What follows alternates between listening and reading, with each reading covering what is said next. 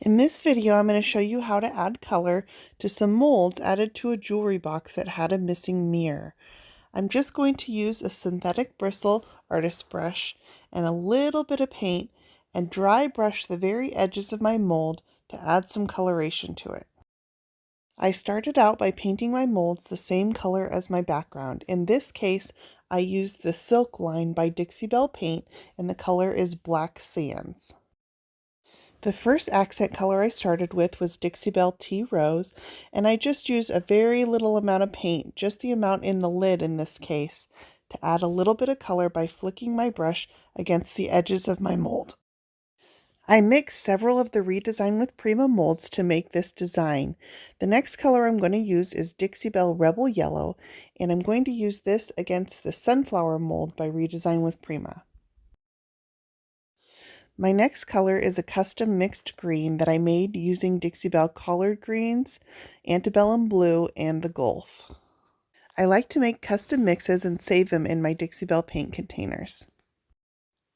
I'm using the same brush throughout, just rinsing it off on a rag that I had in my workspace. I made sure to cover up the inside of my jewelry box with a cloth, just so I don't drip any paint inside onto the velvet. I'm now coming back with some Dixie Belle Spanish Moss for some contrast against my custom mixed green.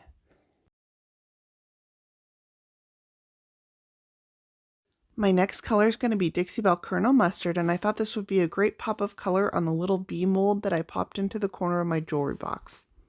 I also used the Colonel Mustard just to hit the very tips of that sunflower mold from the Forest Treasures mold by Redesign with Prima. I'm now going to use some drop cloth by Dixie Belle just to add some contrast against that tea rose on my flower. You'll notice on most of these that I'm using two different colors, and the contrast between the colors really adds depth to the molds. I'm not painting in the entire flower, but rather just flicking a very dry brush against the edges of the mold, just to add a little bit of color on the very outer rims. I added a little bit of the drop cloth to my other molds as well, and that white on the very tops of my molds just looks like a little highlight where the light is hitting it. I had a few spots on my flower that I wanted to leave dark, so I just took a wet baby wipe and wiped away paint where I thought it was a little bit of excess.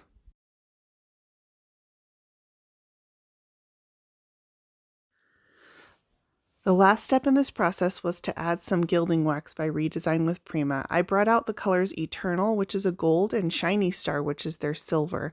I ended up only using the Eternal, and I just hit the very tips of my flowers and leaves with a little bit of the gold to catch the light.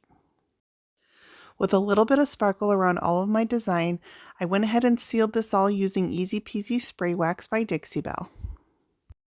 These molds were a perfect design to add a pop of interest where the mirror had disappeared from this jewelry box. It also ties in really nicely with the floral transfer that I used on the body.